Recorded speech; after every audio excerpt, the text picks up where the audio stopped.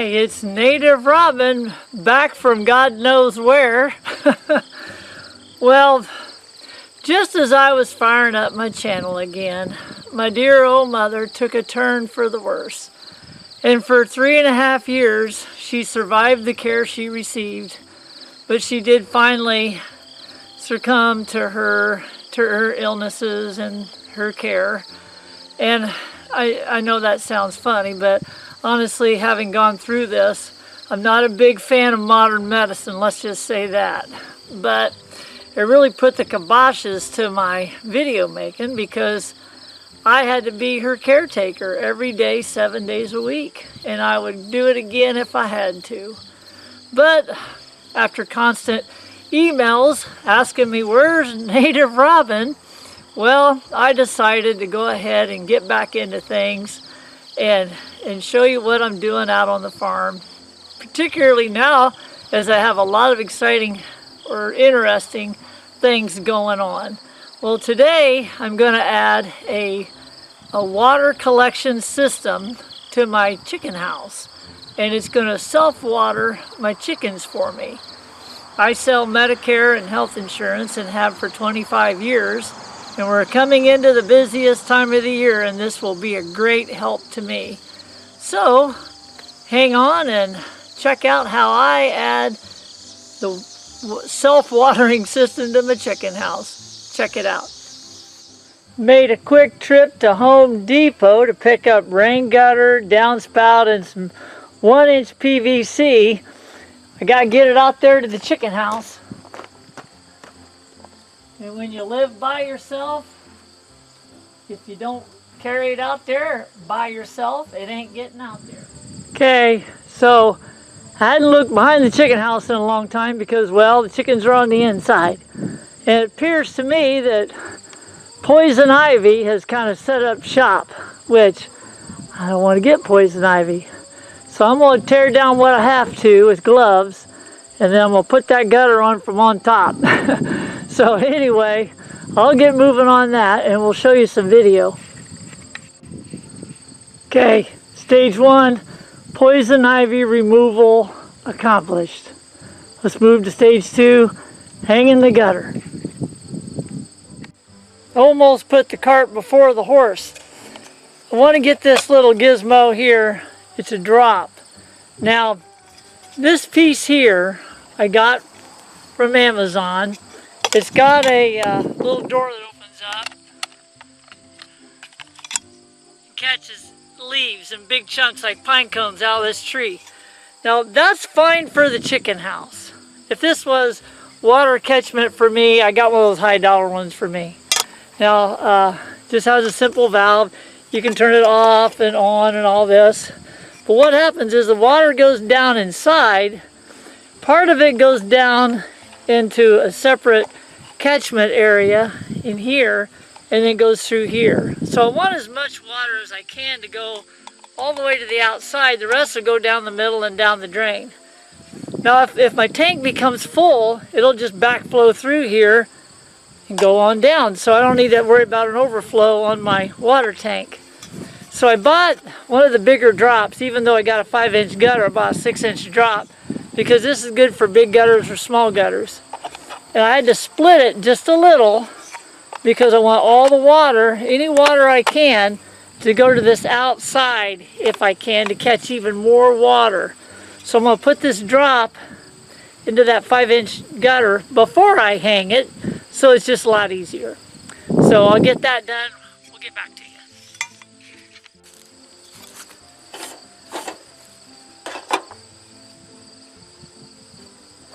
That's good enough. Or as they say, close enough for government work. So if I cut just to the outside of that line, this will go down in it. So I need to be just on the outside of that line. It'd be nice if I put it in there square. Oh well, it'll work either way, because it's going in that plastic gizmo. Alrighty, so probably the easiest way to start would be to do a hole saw here and then just trim it out with the trimmers. Now do yourself a favor and buy yourself a set of Milwaukee hole saws. I bought them on a Black Friday sale. Thought, what the heck? Now I'm the queen of Harbor Freight, but these are so much better, so much easier, because they just cut. They just get the job done. So do yourself a favor, bite the bullet on one expensive item. This is going to be it. I'm just going to find one that's kind of close. That's a little too much. Looks like this guy's it. Oh wait.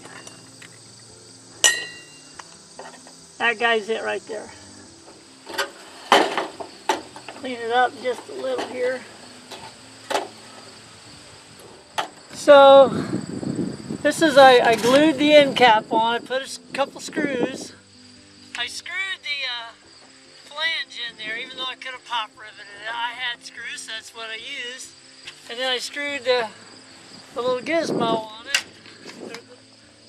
Okay, this is how one person does it by themselves, so be kind. Now the nice thing is the first one's got to be tight to the roof, and I just have to put the right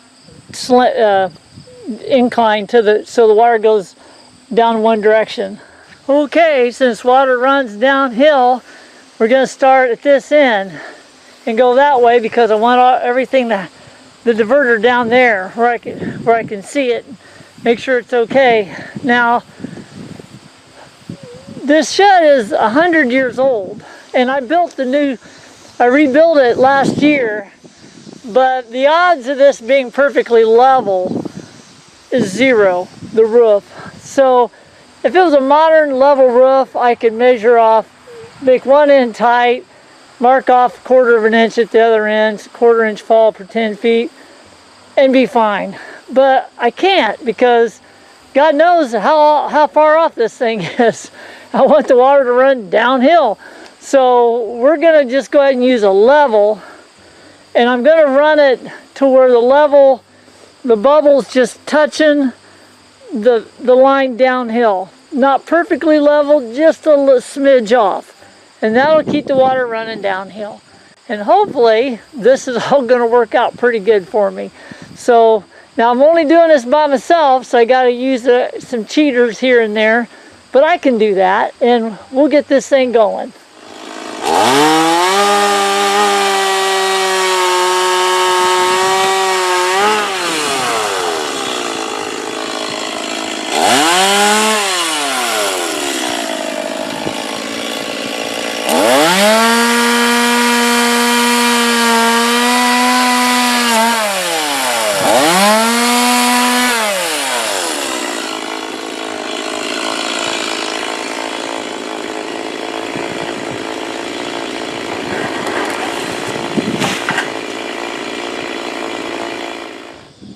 Okay, cleared that big mess out. Used the Kubota, grabbed that branch, drug it out, and it took a bunch of other stuff with it. So that's good. That's a win. So I'm too close. Gotta get my screw gun.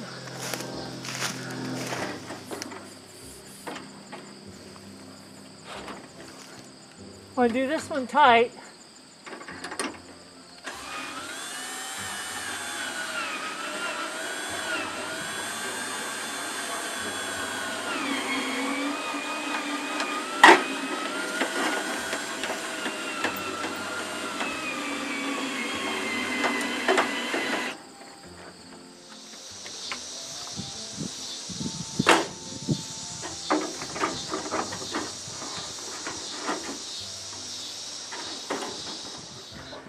Well, I got this old water trough, horse trough, that was in the chicken house, and it was too big for me to move, so I left it in here.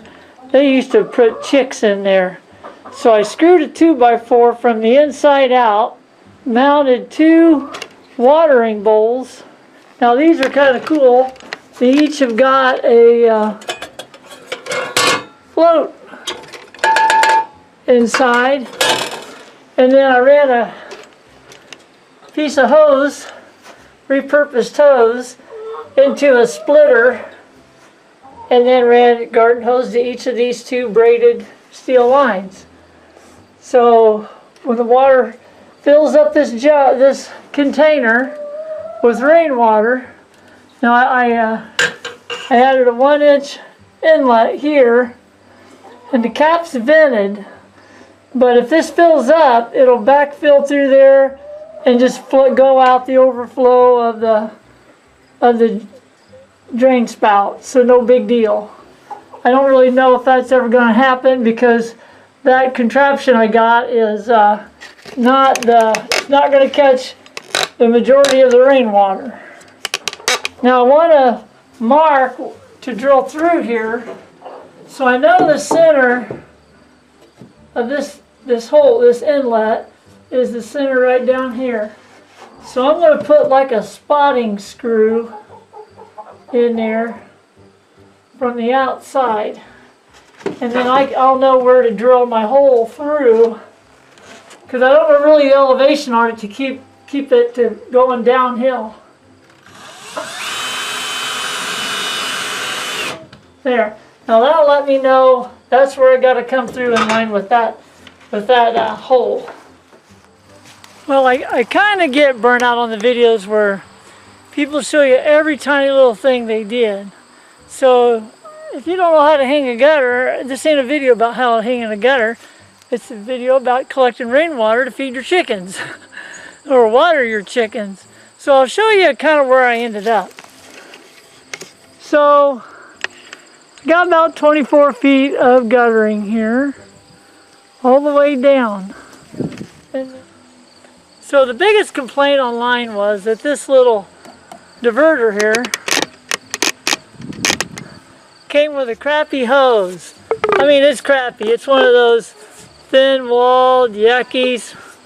And someone, I mean, if you thought you were going to put that outside, it was going to last years and years and years, well, then you shouldn't be allowed to do reviews, because that was the only negative reviews about this little gizmo, was about the hose.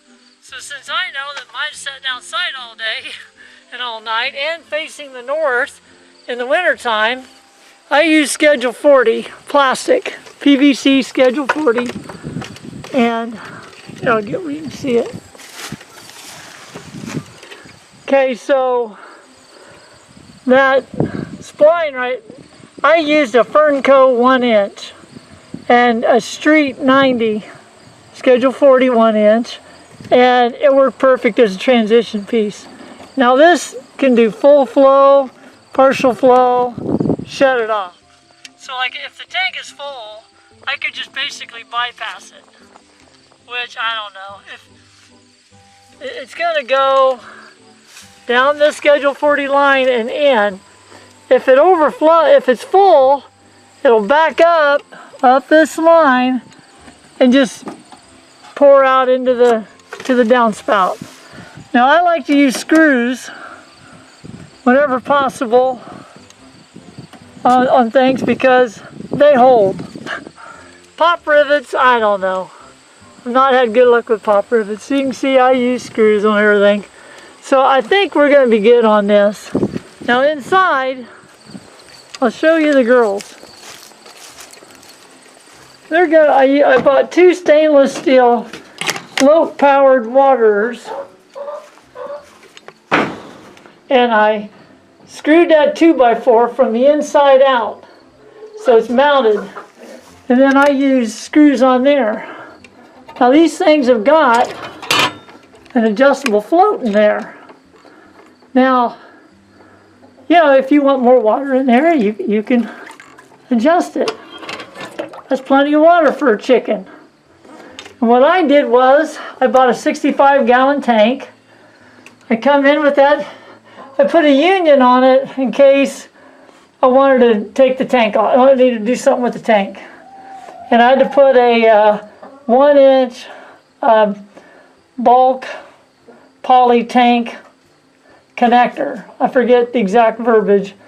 Now this is vented, but if it overflows, it'll plug up. The water will go there, back in, and just on down the downspout. So to get to where I could get to the hose and stuff, I cut this lid. I just took the lid with a reciprocating saw. I added a couple 2x4s because 65 gallons, you know, water weighs 8 pounds a gallon. That's a lot of weight. So I added some 2x4s just to make sure. Now I'll show you just kind of real quick. It's nothing fancy. I repurposed that garden hose. It's a heavy-duty industrial garden hose that was here on the farm that mice chewed a hole in it. So I save it. It's solid rubber. So I ran it into just a regular garden diverter. And then these two stainless steel coupling came with it, the waterers. So I just run them in there. Now, I kind of was wondering how this would do with that line going all the way down like that, because it's just gravity fed, but it's doing just fine. There's enough water in there. So if I need to get in there, I can. There's shutoffs on each side, because it's that garden where you can shut off a hose. And those are quick release connects on there. They came with the fountain. I got those on Amazon. You can find them. They're all over the place on there. So got those. So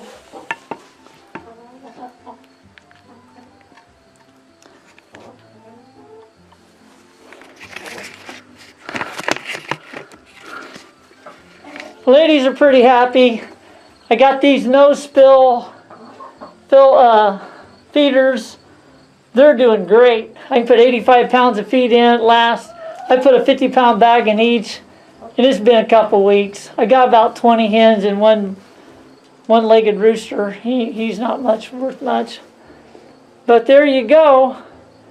It just took Saturday afternoon to do it. I had most of the pieces laying around. Had to go get a few, but you know, I just said, daggone it, I'm going to do it. So now, I went ahead and filled the tank with well water. Now, if you go out and buy water, like you're one of the folks that you use a big storage tank and you buy water, you want to be careful, because city water's got chlorine and stuff like that in it, and you don't want to mix that with rainwater. But I think well water should be okay with rainwater. We'll see how, I'm kind of curious to see how that's going to last anyway, because it's not going to rain for the next week, maybe more. So there you go. My project for the day, my 65-gallon water tank, filling my 2 water bowls. Chickens ought to love it. If you want every tiny little detail, I can do it. But I didn't think hanging a gutter was all that spectacular.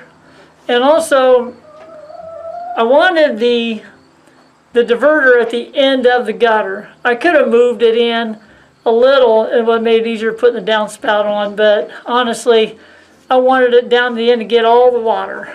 So I didn't want water setting in the end of that gutter. But that's it for today. Had a nice project. It's good being back again. This is Native Robin. Until next time, saying happy trails.